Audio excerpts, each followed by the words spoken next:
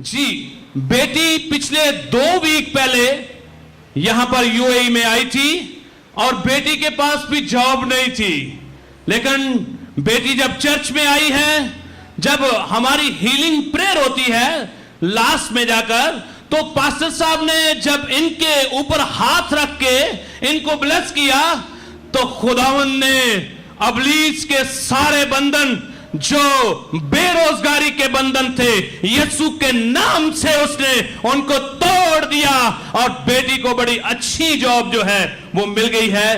जोरदार वाली किसके लिए, किसके नाम को जलाल है?